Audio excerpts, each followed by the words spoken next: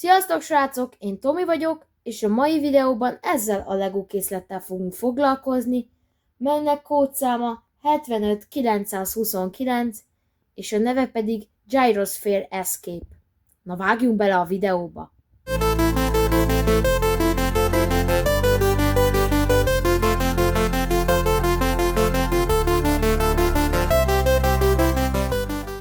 A készletben 3 minifigura található, melyeknek most fel fogom sorolni a nevét és árait.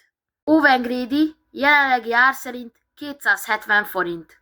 Claire Dearing Jurassic World 2-es változata jelenlegi ár szerint 487 forint.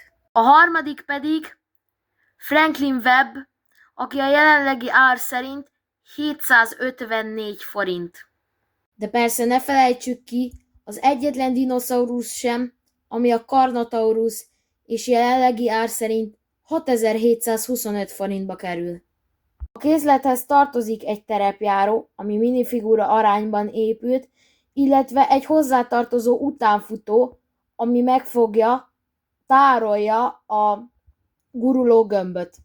Végső, de nem utolsó sorban itt van a készlet legnagyobb építménye, amit 2 nagyon jó játékfunkcióval láttak el. És akkor srácok, mondanám ennek a készletnek a pozitívumait, illetve negatívumait. A pozitívum, hát az mindig az, hogy egy nagyon szép dinoszaurusz kapunk mellé, nagyon jól ki van dolgozva, mint láthatjátok itt a pöttyök rajta, a barna szín nagyon eltalálták, a tüskéket a hátán, a minden. Csomó játékfunkcióval látták el, mozgatható a szája, a keze, a lába, illetve a farka is, mint a ekkora méretarányban épült dinoszauruszoknál általában. Itt van a 3 minifiguránk, aminek a torzója hihetetlen jól le lett találva a filmből. Ugye most a Jurassic World 2-ről van szó.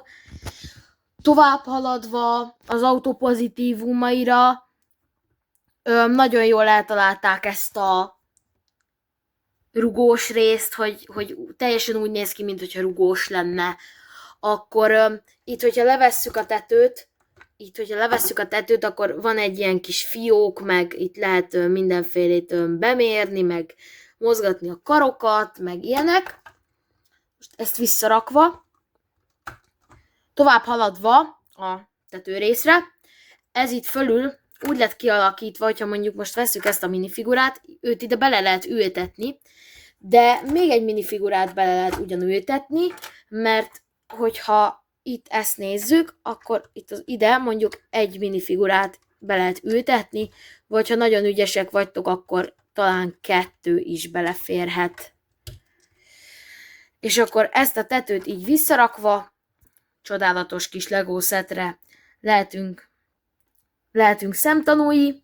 Igazából az autó eleje nagyon jó lett, a negatívuma, ha most kitérünk inkább egy kicsit a negatívumára ennek a készletnek, akkor azok a matricák, hogy nem tudják printelni, és ez a tartóságát a kockáknak, illetve a matricáknak eléggé, úgy, hogy mondjam, hanyagolja, hogy eléggé alábbhagy a használata, mert hogyha mondjuk éri egy kis víz, akkor már azonnal lejön.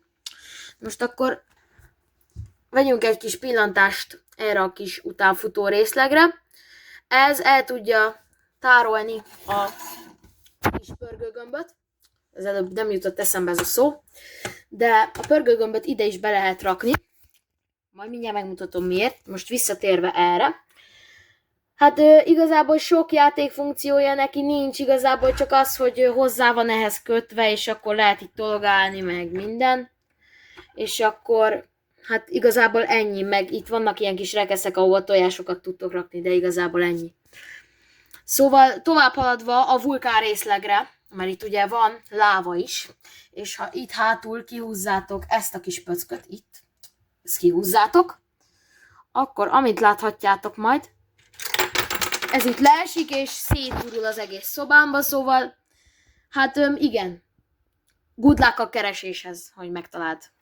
De igazából ez jó játékfunkció lehet, és a másik játékfunkciója ennek a lávás építményeknek igazából az, hogy itt hátul megint van egy nagyobb pöcök, amit, hogyha fogsz és megtolsz, akkor kigurul a kis golyó. Nyilván ebbe a golyóba lehet emberkét ültetni. Csak most látok majd egy vágást, és akkor már benne lesz a minifigura. Egy vágással később belekerült a minifigura. Mint láthatjátok, kicsit szutykos, mert nem is értem miért, de nem bírtam nektek letakarítani, mert akkor lejönne itt oldalt a festék. De a giroszkópos technológia ugye azt szeretné bemutatni, hogy egy helyben marad a minifigura. Ezt nagyon jól meg is csinálták Legóban, hogy nem borul fel tényleg a minifigura.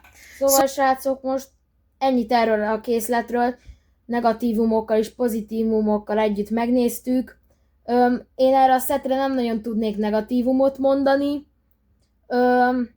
csak ezeket a matricás hülyeségeket, de igazából ez a szett nagyon jó. Tehát, hogy az autót megkaptuk, hozzá a minifigurák nagyon jók, a dino nagyon jó, a játékfunkciók egész jók egy ilyen készletbe, ki tudták használni, szóval igazából ennyit erről az összesítő videóról. Ha szeretnétek még hasonló tartalmakat, akkor ezt jelezzétek egy feliratkozással, illetve egy like-kal.